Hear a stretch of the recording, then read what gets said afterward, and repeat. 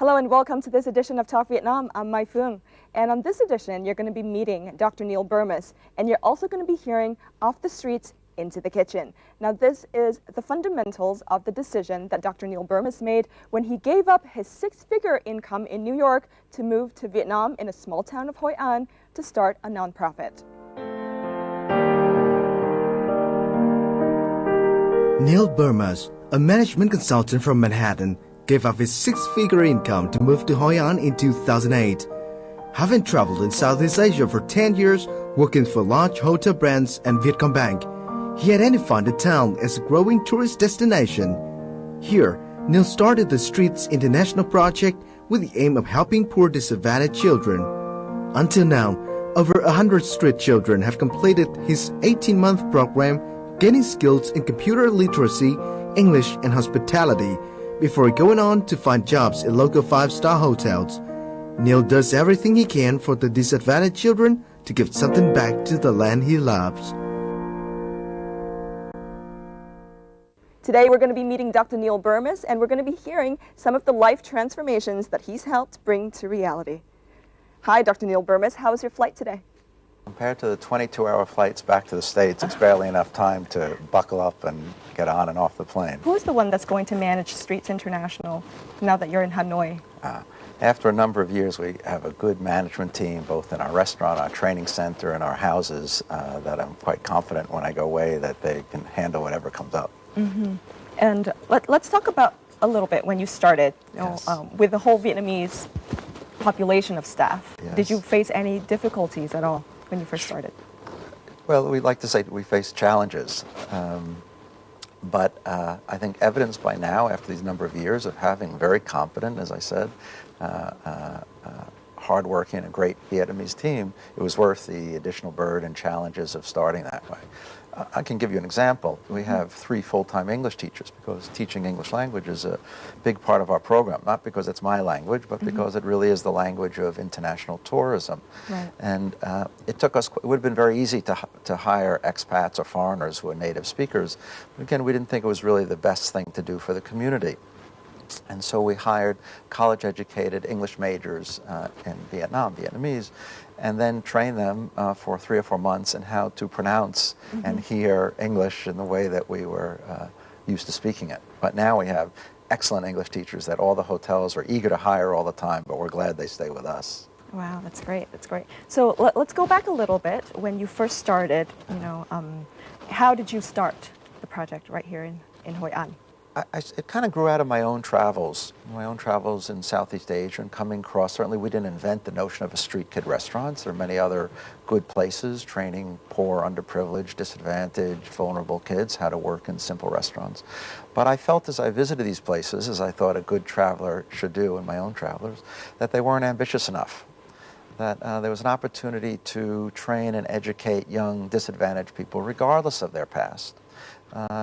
To have full-on careers that would give them possibility for self-sufficiency and dignity, and not just a simple job. I didn't think that a simple job was really, yes, it's better than nothing, but I didn't think it was enough. And I wasn't swayed by the notion that a young person, regardless of how difficult their past had been, regardless of how much formal education they had, that there weren't still all kinds of possibilities for their future. And that's been kind of a driving theme of what got us going and in the direction of being so ambitious.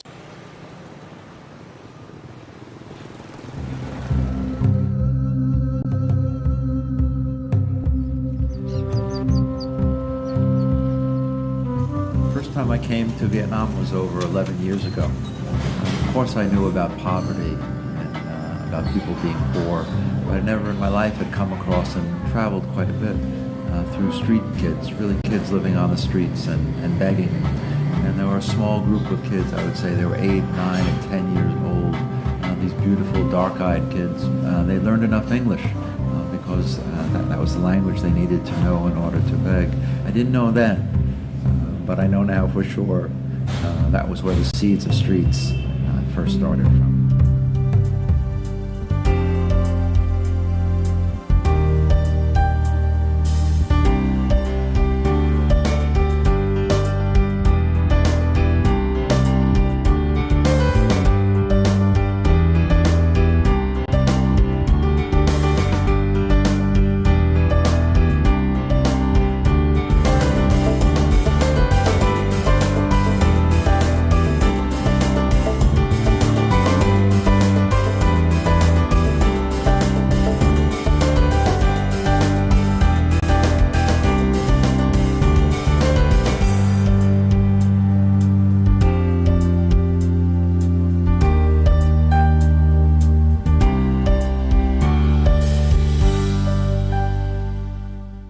So what makes hospitality a good place for a person's career, in your opinion? Well, I think particularly in so-called developing countries like Vietnam, we know when we study economies that one of the first sectors that takes off in the economy is tourism. So, and this creates kind of a need for human resources, and that creates job possibilities and career possibilities. And one of the responses to that is often to start to import people from other countries, people that have skills or language capabilities. And I thought that that wasn't necessarily the only way. Why not do more in-country training and use in-country resources, in this case, of course, Vietnamese, to take advantage of those economic sectors that are developing, especially tourism and hospitality. Right. Now let's talk about Streets International. So let's first go into the type of training that Streets International provide for the students. Okay, sure. We have an 18-month program. During the course of the 18 months, we house the young people. We have a house where the boys live and a house where the girls live. We have a very rigorous training program. As I said, we have English language. All the kids have English language class 6 mornings a week starting at 8 o'clock. Then 3 or 4 afternoons a week they have individual private tutoring sessions, and they have 5 to 6, about 5 hours a week required in the computer language lab. That's the English component. So a lot of the time is meant for the Quite a English bit of training. time on English, and one of the things that may not be so obvious that we've learned is that we have to teach at least 5 different forms of English. We have to teach really? Irish English and English English and American English, Right. and there's as And we there's know, Asian English, and all Asian. types of English. And actually they sound quite different to the ear.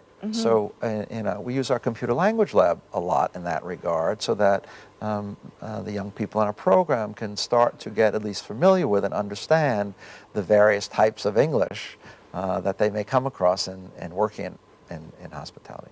So that's the English part, and that is a very, very important part. Then after a short orientation period, all the kids have to decide either they want to train to be professional hospitality people, and in the industry we call that front of the house. That means they learn how to serve, they learn how to bartend, they learn how to do coffee making, they learn about wine and bar and beverage, about banquets, about a la carte, about buffets, and all of those kinds of things. Or they decide they want to be a professional chef and work in the culinary area. And then after a short orientation period, with a little push from us one way or the other, they spend their time in the classroom 2 to 4 times a week studying that. We have a training center with a teaching kitchen and classrooms, as you and I know them, where they're studying the one area or the other. And then they're apprenticing in the restaurant. In the beginning of the 18 months, very little. In the beginning of the 18 months, standing in the back of the restaurant and being a little bit nervous who are all these tall, loud Westerners. But then as the 18 months goes on and their confidence develops and their skill set develops, then doing the actual work that professionals do in the front or the back of a restaurant. So they're apprenticing short shifts during the week, and they have classroom 2 to 4 times a week in those areas. In addition to that, we have a life skills program. Life skills program meets 3 or 4 times a week. 2 times a week is a recreational program. It's ping pong or badminton or running or calisthenics or jumping rope, all the things to help one maintain their physical fitness, as we all kind of struggle with. Right. And we know how important it is, but we struggle with. And then classrooms and life skills. Everything from human physiology to communicable diseases to personal hygiene to what's a savings account, how to budget, how boys and girls and men and women should respect one another and are equal, what it's like to be in the workplace, job interviewing towards the end of the writing a CV, just the whole myriad of skills that those of us that have been lucky enough to have a family often learn from our mothers, our fathers, our families. And for people who haven't been that fortunate, the possibility for them to learn all those, I think, correctly called life skills.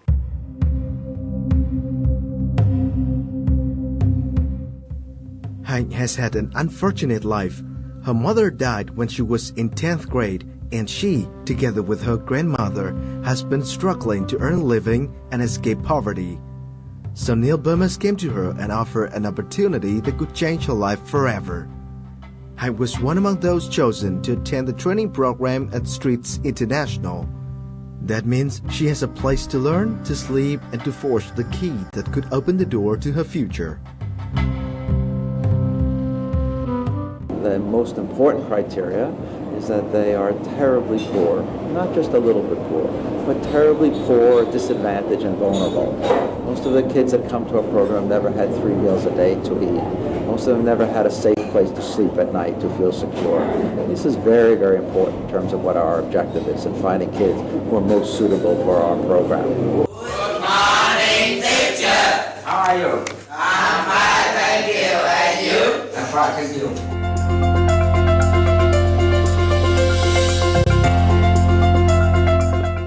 Hank is among dozens of poor kids that were chosen to join the Streets International program. During the 18-month program, the kids are taught the highest levels of professional service in culinary arts and hospitality. They can also attend extensive English classes, but most importantly, they can get real experience by working in the Streets Restaurant Cafe.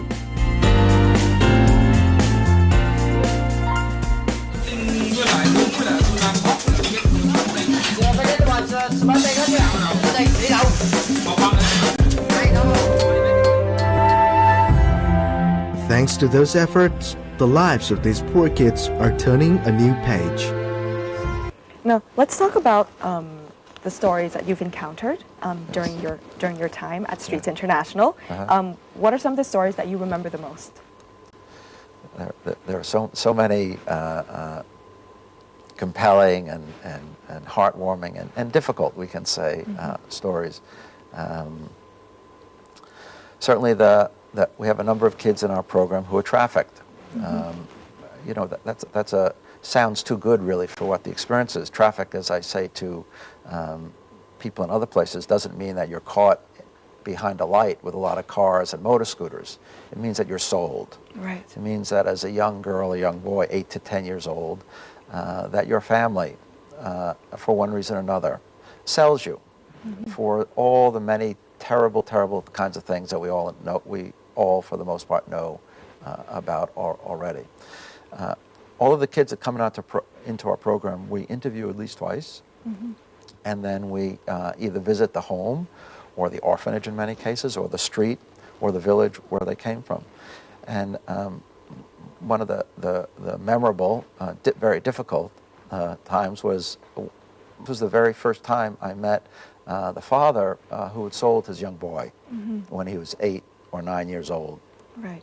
And yeah, it was difficult. As I've said several times, so it must have been very, very, very, very difficult. I didn't know how I would handle it. I mean, it's unimaginable for most of us to think about how a parent could sell their own child. Their own child. But without going through the whole time I spent with a translator, of course, in meeting this father, I learned a lot. I learned just how difficult and desperate life can be. It's one thing to read about it, right, and it's one thing to drive by it. It's another thing to sit in it and to visit it. And to meet a father, from what I can tell and was told and understand, a hard-working subsistence fisherman who had more kids than he could feed. And to be duped by people who are much smarter than he, to be convinced that his son would have a place where he would eat every day, which he wasn't able to provide on his own, and that he would be taught a trade and given a job, which the father knew he could never do for his son. And to be introduced through a relative, and to meet other kids who said they were already part of what this person was telling the father. Really to be duped in the full sense of the word. I could understand in words and in the look in the father's eyes as he told me the story and as he cried, just how difficult life could be.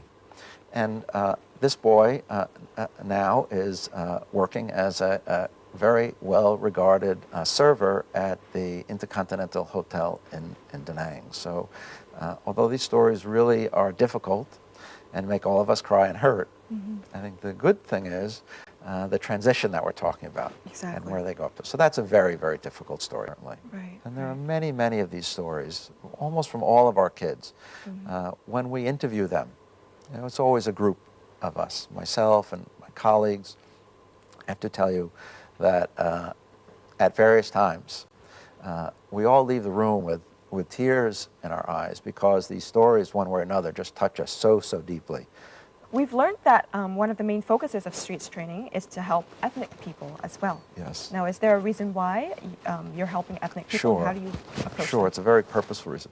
You know, in Vietnam, the same as in my country in the States, the same as in Australia, the ethnic minority people, of course, are the most disadvantaged and the poorest. And so, because we're focused on not just poor, but very poor kids, they certainly are part of that in this country.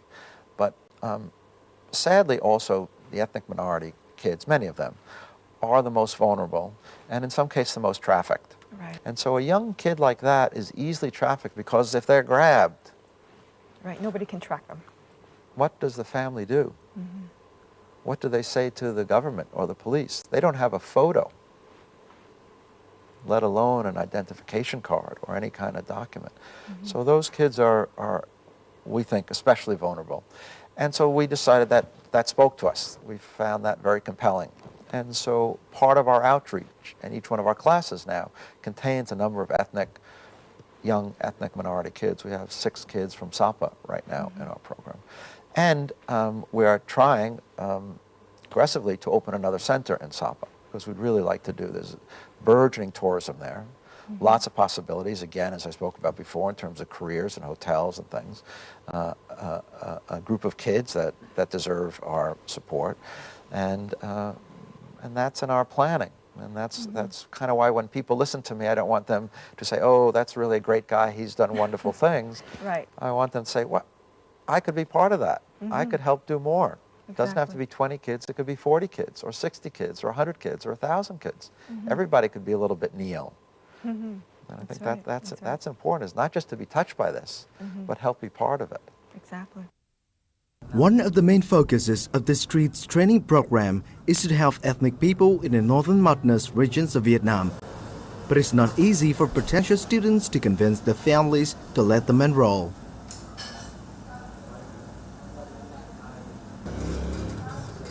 In Giang Thị Su's case, both Neal and Sandra had to speak with her family personally to persuade them. Vì gia đình em rất là khó khăn và bố mẹ em cũng không đồng ý em xuống đây á. Nhưng mà ông bà nói chuyện với bố mẹ xong rồi em nói với ông bà xong thì em xuống đây nữa. Joining the streets has had a big improvement in Su's life. She had to start working as a tour guide at the age of 13 to help out her parents. But after 9 months of training, Su has developed basic serving and kitchen skills. Em thấy em cũng không làm được gì, nhưng mà khi mà em vô nhà hàng làng á, thì em có thể bưng bánh tráng cho khách nè, có thể bưng khăn cho khách và cũng thể làm nước ép trái cây này. After 18 months on the program, Seung is now equipped with English and hospitality skills through vigorous training classes. She's much more confident in dealing with foreign customers through her work experience in the charity's learning lab, the Streets Restaurant in Hoi An. Mới đầu vào á thì em cảm thấy sợ, nhưng mà sau những tháng sau á thì em cảm thấy tự tin hơn. Tại vì em nhìn họ cũng giống như là bạn bè hoặc là người nhà của em á. Em không cảm thấy sợ. Seung graduated from the program in July, along with 14 other trainees from the 4th class. The young men and women who once lived in orphanages in terribly poor villages or on the streets of the cities are now working in 5-star hotels throughout Vietnam. This little light of mine, I'm gonna let it shine. This little light of mine, I'm gonna let it shine. This little light of mine, I'm gonna let it shine. Let it shine, let it shine, let it shine.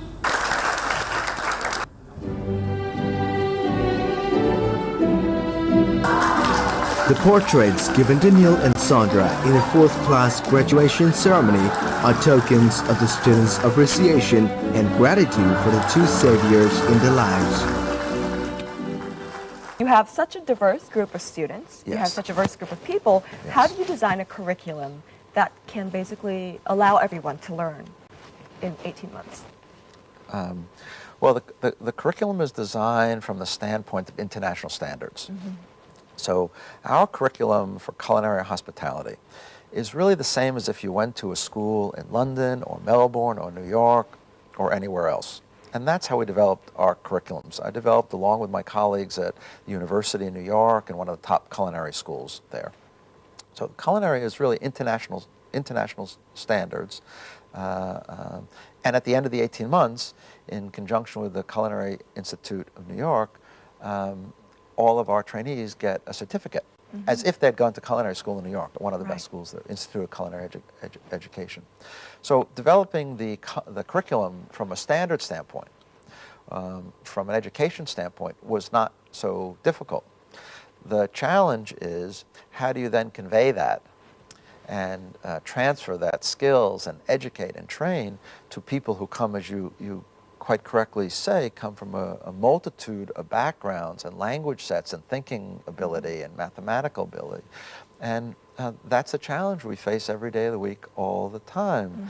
And I think that the way that we address it is a few things. Right.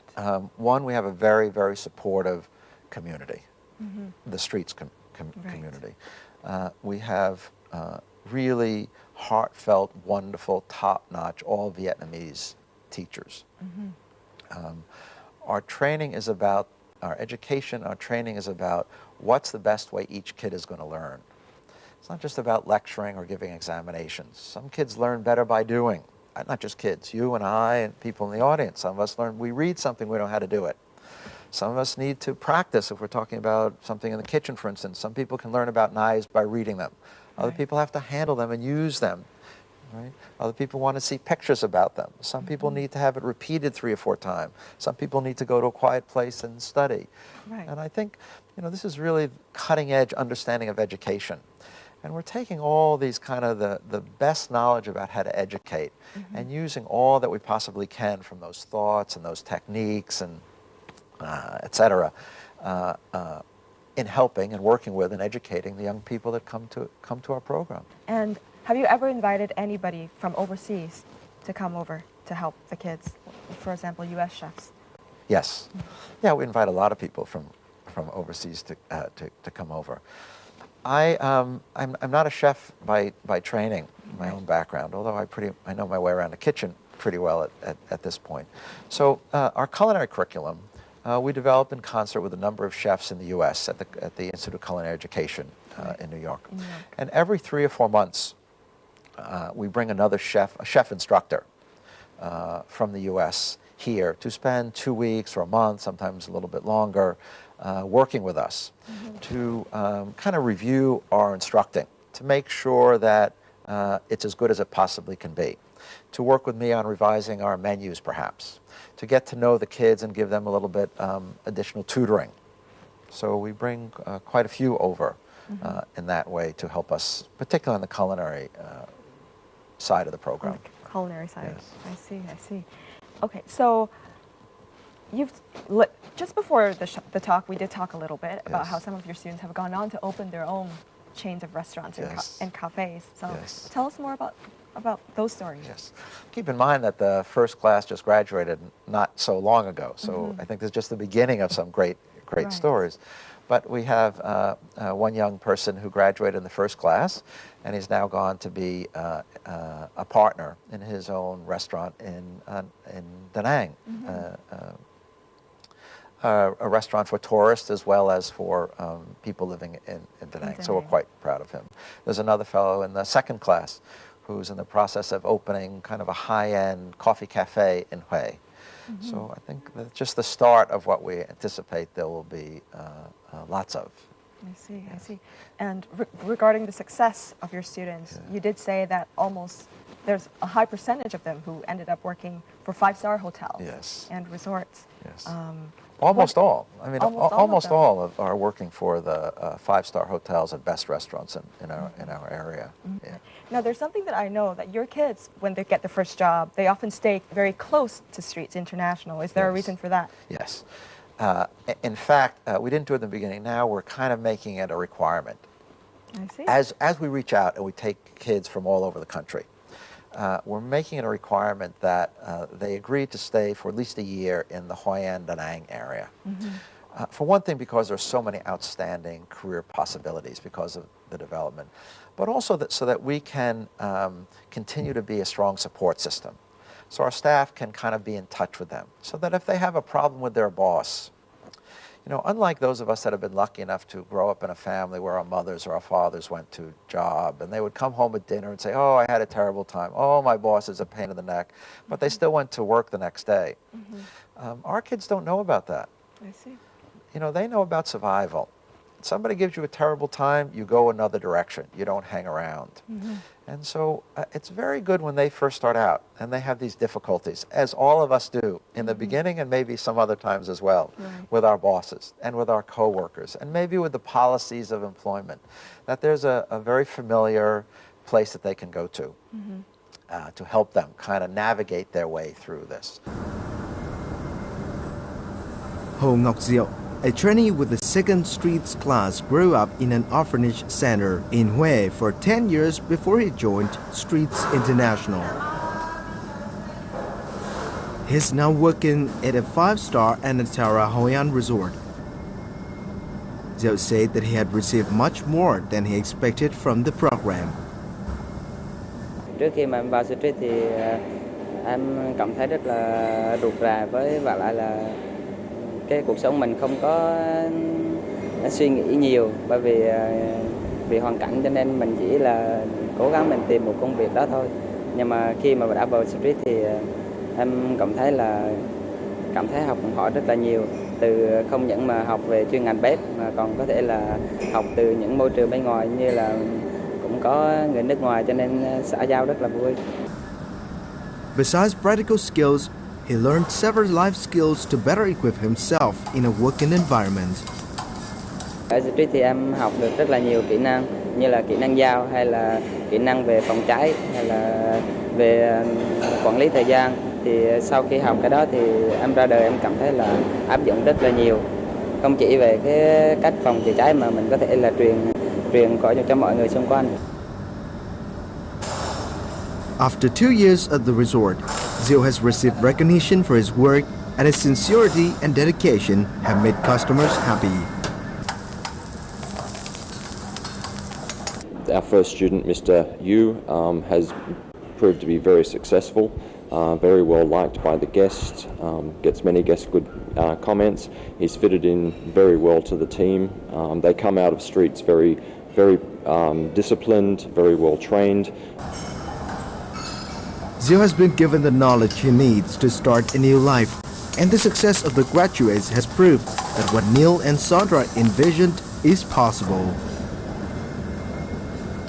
This is a question that I've wanted to ask. So how do you define success for a student, or a success, does it not need to be defined in this case?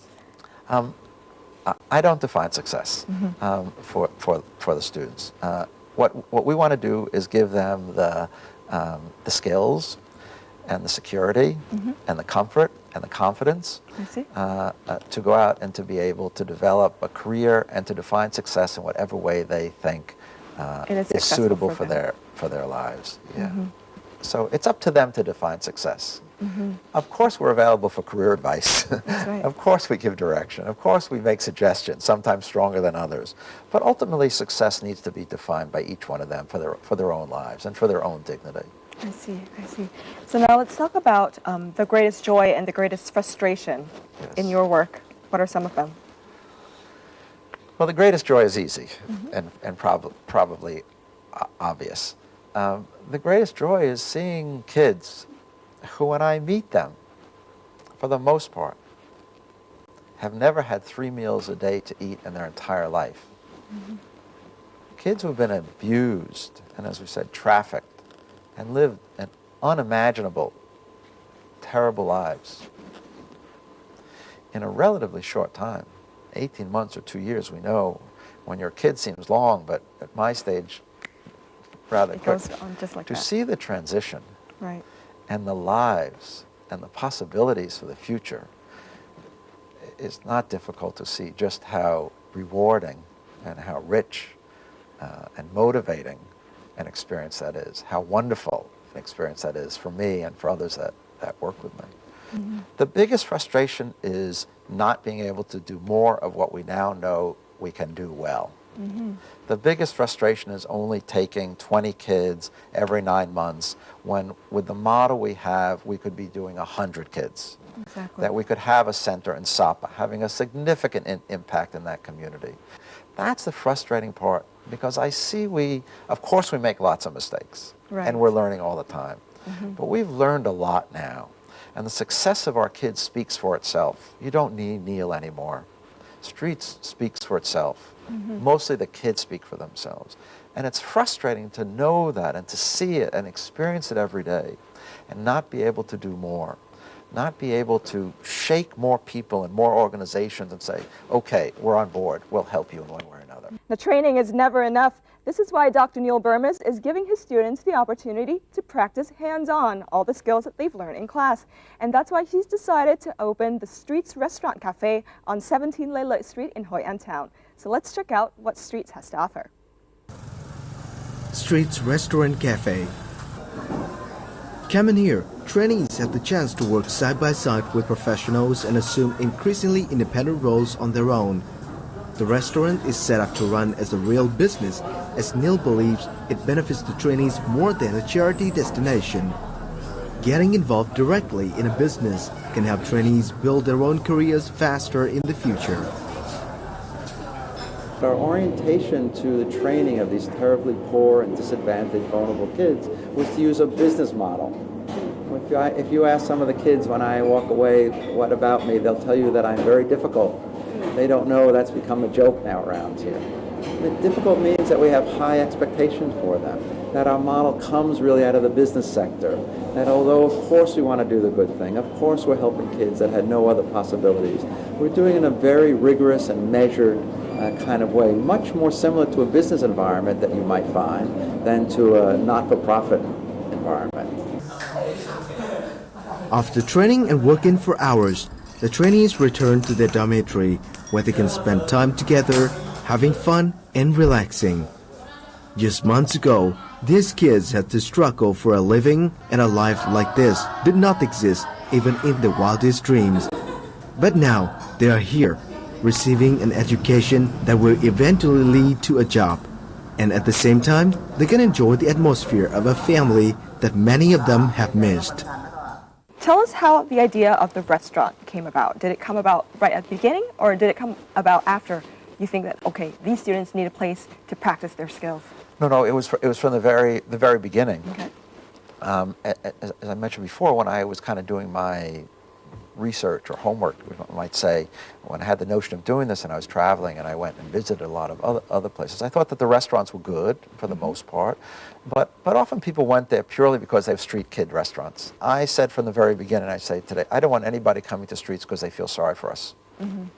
I want people to come to Streets because the food is excellent and the service is superb. Mm-hmm. One, because as a restaurateur, I like all my restaurants to be there, Mm-hmm. to be like that. But most importantly, because you can imagine, how does that kid feel? Right. If they're working in a restaurant that is repeatedly one of the best rated, for instance, on TripAdvisor, or one of the most filled to capacity restaurants, one of the not lowest priced restaurants in Hoi An.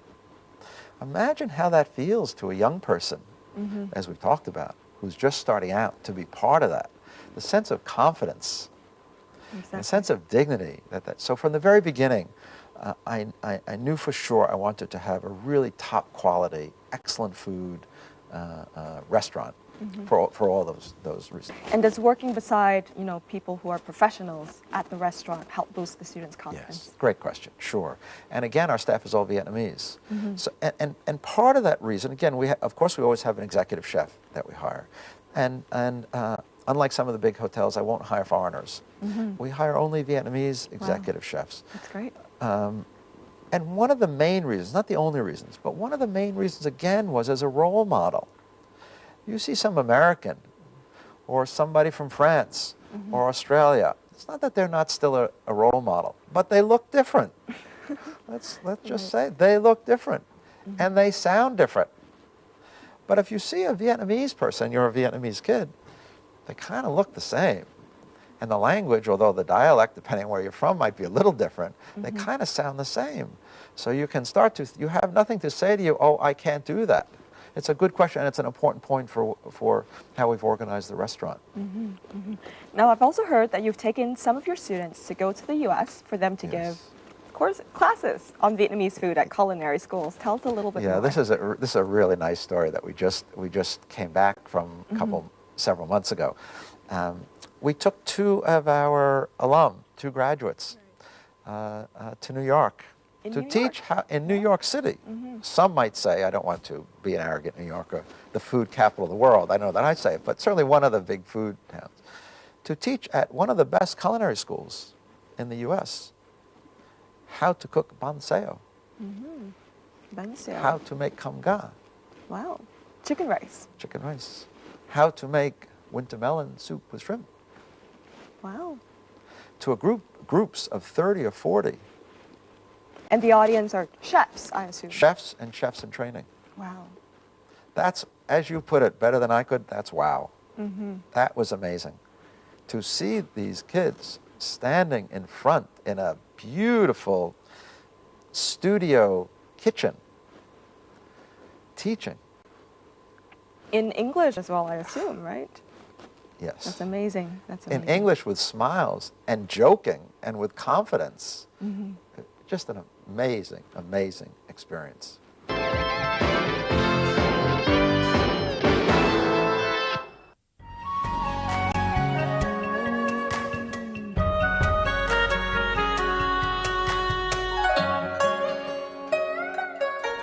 Neal's choice to settle in Hoi An was not accidental. Having traveled in Southeast Asia for 10 years working for large hotel brands, he identified the town as a growing tourist destination. Neal fell for the city and its traditional way of life. In this tourist town, much of the local business community speaks English, and he received a warm welcome from the start. After 5 years in Hoi An, most of Neal's friends are now Vietnamese. He formed a particular close bond to Nguyễn Phước Hùng, his landlord at the street's restaurant. Hùng made sure that Neal was well prepared for the restaurant launch by picking an auspicious day for the event, and the friendship has grown and developed over time. Khi mà đưa cho ông Neal là thuê nhà của mình xong á, thì mình thấy ổng thì rất là một người rất là kiểu như là rất hiền lành và có một lòng nhân ái đó, giúp đỡ cho trẻ em đó. Thì mình không làm được thì mình cũng để làm thăng ổng, để mình có một góp sức thêm vô, dù một số sức nhỏ thôi, để cùng ổng giúp đỡ cho trẻ em. Unlike big cities like Hanoi or Ho Chi Minh City, Hoi An does not have a big expat community, so Neal has to blend in with the locals. He makes regular visits to a simple coffee shop in the narrow streets of Hoi An. From the group of Vietnamese men playing Chinese chess to the locals having a chat, this basic simplicity helps bring life closer to Neal. He enjoys the contrast Hoi An brings compared with his old life in New York.